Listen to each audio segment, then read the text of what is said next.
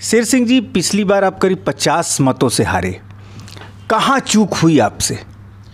हमारी सर जो जनता, जो गांव माने अशिक्षा के चलते लोग, जो महिला लोग हैं, बुजुर्ग लोग हैं, सही ढंग से अपना वोट का इस्तेमाल नहीं किए। वो ठेप्पा लगाकर हमें वोट देने का काम किए। लगभग 150 वोट मुझे ठेप्पा लगा कर दिए।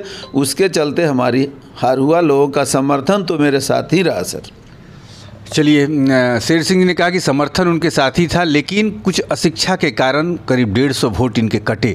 लेकिन शेर सिंह जी, इस बार आपको पता है ना कि इस बार बैलेट से नहीं, ईवीएम से वोट होगा। तो इस बार कहीं और? जी, इस बार तो जो नया रूल आया है कि ईवीएम के द्वारा वोट होगा, ये कन्फर्म हो गया।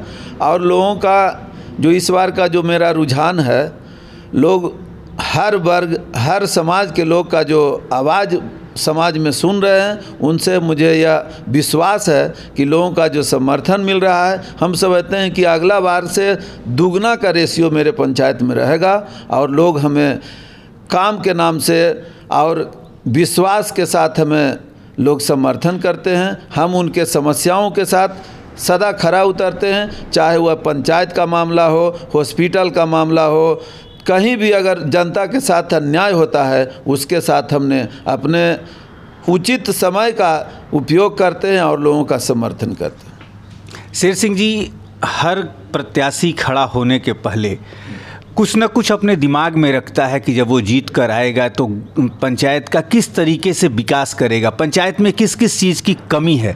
तो आप अपने पंचायत में पिछले 5 वर्षों में क्या कमी देख रहे हैं, जिसको आते ही सबसे पहले आप पूरा करना चाहेंगे? सबसे पहले आज़ादी के बाद से जो हमारे गांधी जी का जो सपना था कि गांव विकास करे, लेकिन आज तक हम आपको अवगत कराना चाहते हैं कि मोगलपुरा पंचायत में न अभी तक नाली गली का सही बना है और लोगों को न कोई देखने वाला। समस्या के साथ जो वर्तमान लोग प्रतिनिधि बने हैं, आज तक हम समझते हैं कि जो समस्या पहले थी वो आज भी बरकरार है। इसलिए हम लोगों के सत्ता में आने के बाद लोगों को मैं जो समस्या है, सबसे पहले नाली गली और जो बूढ़ा बुजुर्ग विकलांग विधवा का जो पेंशन है, हम समझते हैं कि हम पद पर नहीं भी रहे, लेकिन उन लोगों का जो समस्या है लगभग हम उनके पीछे लगे रहे और आज तक उनका सेवा कर रहे हैं।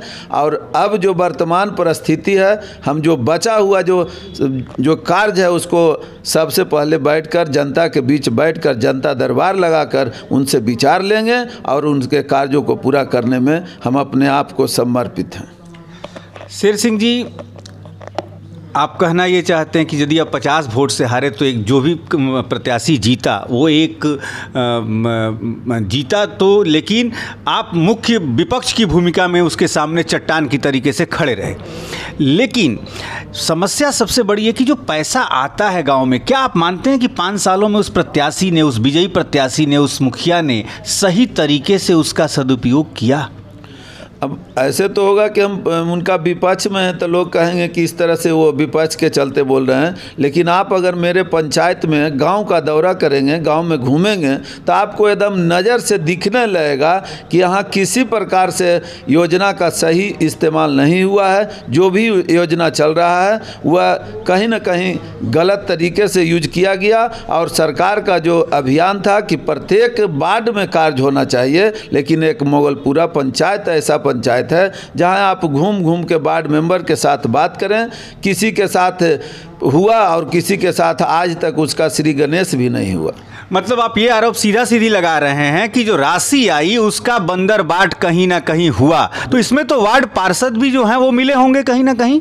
जी नहीं, वार्ड पार्षद को आज तक उसका जो सही अधिकार है उससे उसको वंचित रखा गया। इसके चलते वार्ड पार्षद की लाचारी रहा। ये जरूरी नहीं है कि वार्ड पार्षद के द्वारा इनको दिक्कत किया गया। जब तक ये मुखिया के द्वारा चेक नहीं दिया जाता है तब तक वार्ड पार्षद कंप्लेन किए। आप मोगलपुरा का पहले भी सुनेंगे कि बहुत सा कंप्लेन वार्ड मेंबर किया, लेकिन उसका आज तक कोई निष्पादन नहीं हुआ।